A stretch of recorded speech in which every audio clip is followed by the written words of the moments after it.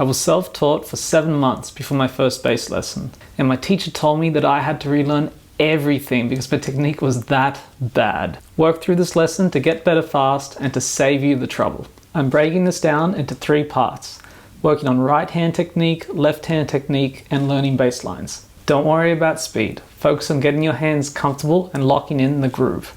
These are the 2 first things that I teach my new bass students. 1, the names of the strings. E string, A string, D string, G string, and then G string, D string, A string, E string. They can also be called by number, which is from thinnest to thickest. So 1st string, 2nd string, 3rd string, 4th string, 4th string, 3rd string, 2nd string, 1st string. Now another important thing for you to learn are the dot positions on your bass. So we have 3rd fret, 5th fret, 7th fret, 9th fret, and 12th fret. Some basses will have 1st fret too, but it's not that important. These markers are important because for good bass technique, we're generally going to have the bass fairly vertical. So when you're looking at it, what you're really seeing is this dot on the 3rd fret on the side, this dot on the 5th fret, 7th, 9th, etc. So we need to know those well. So think about it, your string names and your dots of the side. These are 2 things you need to memorize ASAP. So if you don't learn the markers, you're probably going to be one of these bassists that wants to have their bass a bit angled like this while they're playing. This allows you to see the notes, but it also causes issues for the left hand. As you can kind of see, it's hard for us to fret because we need to pull our wrist more around. Ideally, we keep the bass nice and vertical like this. So first, a right hand exercise that's going to clean up your plucking technique. Basically, make sure you're plucking down. So we start off with our thumb on the pickup and we pluck 4 notes. We then move our thumb to the E string and we pluck 4 notes on the A string, but make sure, if it's clear, that you're plucking down onto the string here. It's called a rest stroke. So when we pluck, make sure we're plucking down onto the E string. We don't want to pluck up like this. Later on, there are certain times where it can work to do that, but in general, this is super important for good technique. So then we move our thumb to the A string and we pluck 4 notes on the D string. Then we pluck 4 notes on the G string without moving our thumb. We don't need to move our thumb to the D string because we're already plucking down onto the D string, which keeps it quiet. So then going backwards on the exercise, we pluck 4 notes on the G string, we then pluck 4 notes on the D string, then we move our thumb to the E string and pluck the A string 4 times, and then we move our thumb to the pickup and pluck the E string 4 times as well.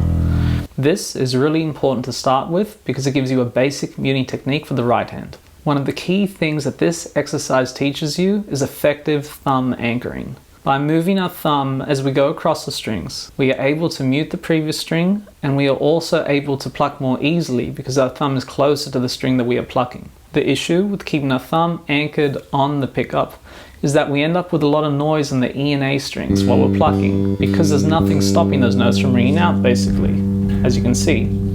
Whereas, let's say by the time I'm on the G string, I've got my thumb on the A string here, and I pluck down there, you can check, all these notes are muted. I think what makes musical technique on bass effective is when you only hear the notes that you want to hear as consistently as possible. So one more tip for this exercise. When we're plucking in this direction, going from E to A, the thumb can mute the previous string. But when we're going backwards from G string to E string, the thumb can't mute anymore because it's on this side of the string, right? In this case, we have to use our left hand to mute the previous string when we're going from G string to E string. So for example, I pluck the G string and then I touch that string lightly with my index finger. Then I pluck the D string, I shift it over again. I pluck the A string, I shift it over again. Then I pluck the E string and I shift it over once again. Just remember, don't push down too hard because if you push down hard, you'll actually fret the note. So that's not what you want to do. You just want to super lightly touch it. We just want to hear nothing. We don't want to hear that sort of note. That's something called a hammer-on, which you'll learn about later. The second technique I'll be showing you is this 5, 6, 7, 8 exercise. By doing the right hand plucking first, it gets us ready for this left hand exercise. because we're going to need to put the hands together, right? One of the first hurdles for any beginner is that we tend to want to pick up our fingers as we go along. So if you look at my left hand, I might go 5, 6, 7, 8 like this. This is the correct way to do it, but often people sort of want to pick up the fingers. I call this flying fingers. A lot of people do. And this is really impractical when we try to do it. What we really want to be doing is getting our left hand. We want to keep our fingers down one at a time when we do it. This is the ideal way to go through the exercise. And this builds very good habits in the long term. What you'll find is that by keeping the pointer finger down, it improves the muting. We can talk about that more in another lesson, but it also just makes it easy to play fast. For example, another exercise like this. But for now, focus on just this sort of exercise. I find this so much easier to play when my pointer finger stays down. Like for example. But if I don't keep it down, and I'm picking up the fingers every time, very hard. Very difficult, very easy. I hope that gets the idea across. So basically we go 5, 6, 7, 8 on all the strings going across. And then when we get to the end, we move up to the 6th fret. We go 6, 7, 8, 9, and in the reverse direction. I find this fantastic. This is really good for building your left hand technique. If you don't do this, you'll probably find for months you'll be sort of playing your bass lines like fingers everywhere flying around, and it's just going to be really hard. Whereas if you just spend a bit of time working on this early, this will make a massive difference to your progress playing any other kind of line. Alright, you've got the basics down. Before we jump to these 6 songs, I've got something for you. A free PDF pack with tabs for every song we're covering, bonus exercises, and all the practice tips from this session. Links in the description below, grab it and let's learn some songs. Now that we've gone through these 2 exercises, we need to pick a couple of songs for you to practice too. So when you start, I think you should do some songs which involve consistent plucking rhythms, because they're really standard for bass, and then also some rhythms that change more. The standard sort of songs that are just like this, sort of like kind of chugging, work really well for your 0, 0, 0, 0 exercises that you're working on, right? Your options for chuggy sort of 8-note songs, Save Your Tears by The Weeknd, Summer '69 by Bryan Adams, and Smells Like Teen Spirit by Nirvana. Okay, so Save Your Tears.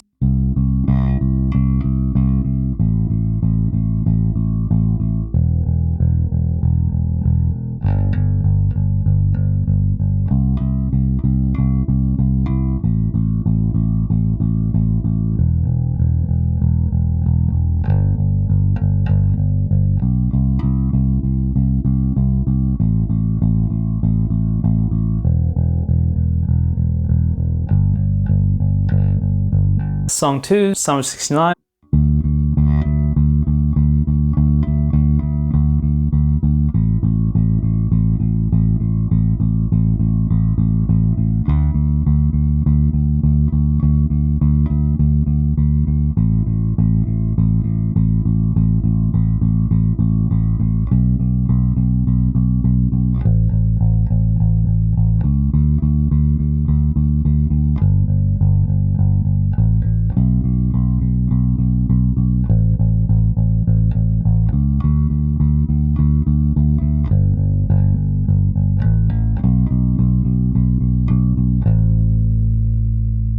And then song 3, Smells Like Teen Spirit.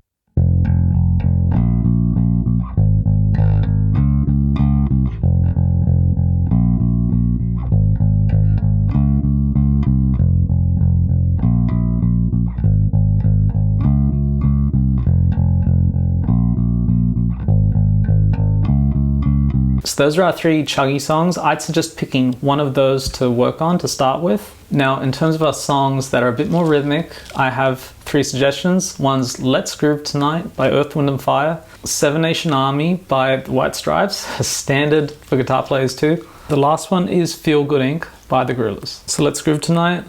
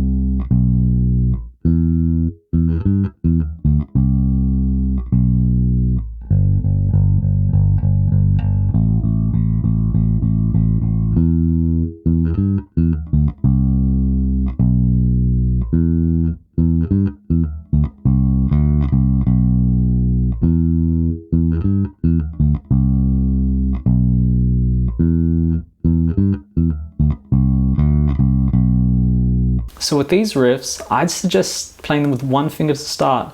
And then when you got the hang of the notes, then start adding multiple fingers. Feel Good Inc. is a great tune.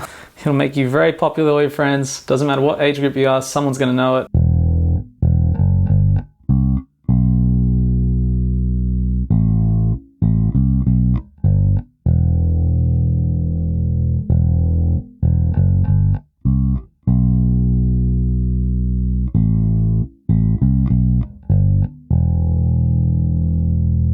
Now, in terms of basic left hand technique, I recommend either getting the thumb wrapped around the neck nicely, because it actually tends to get your wrists in a nice straight position, or having it on the middle of the back of the neck, between the first finger and the second finger. Sometimes I see people, thumbs getting out here, getting out wide, stuff like that.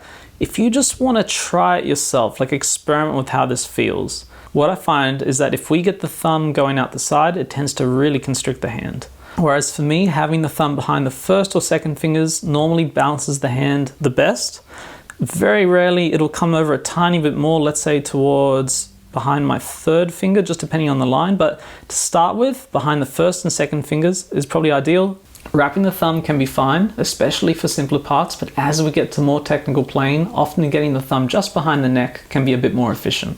So when you're practicing, if you ever have any pain in either hands, take a break, whether it's pain in your fingers or your wrists or whatever. If you're getting any kind of wrist pains, a likely reason could be that you're getting a bit too much of a bend in your left hand, kind of like this, or your right hand potentially too. Just try to keep them as straight as possible when you're developing your technique. Also, don't be afraid to move the guitar neck a bit up and down or forward and back, and experiment to what helps you get a better position. Another starting tip: if you let the bass get below parallel, it becomes hard to fret and you end up with these kinds of issues. Here's a crucial practice tip that will speed up your learning. When you're working through all these songs, if you're having trouble with the coordination of playing them, still focus on one hand at a time. So if you're going to play Seven Nation Army, first look at your left hand. Then after you got the hang of that, start looking at your right hand and playing it. You'll see people who don't practice this way, and basically they'll be playing a line, they'll be going whoop, whoop, whoop, whoop. And they'll be looking left hand, right, and all this while they're playing. This is bad because this will basically make it impossible for you to sight read later if you have to constantly look at either your left hand, your right hand. When you look at pro players, they tend to be looking at the left hand if they're looking anywhere, and if they're really good players, they're generally just looking out at the crowd, right? This works for the exercises too, but basically the idea is we want to master each hand separately and then put them together. That's why we do the plucking exercise first, and then we use the hands together doing our fretting exercise. Now, there's going to be the temptation to play these as quick as you can, as soon as you can. But from my experience, this isn't normally the best way. If you can't play the riff or exercise 3 times in a row yet, you probably shouldn't speed it up. But sure, if you can do it 3 times in a row, then try chucking the speed up. 5 BPM or 10 BPM is often a good challenge. And remember, if things get really messy as you speed it up, it means you probably got to go back a bit. But in the long term, that's going to be the quickest way to improve. Before you go, check out the related video, which is a 20-minute practice routine short that I made. It'll help you structure your daily practice. Then come back for my full practice routine video next week. All right, let us know which riffs you're going to work on first, and tell me how you found the exercises as well.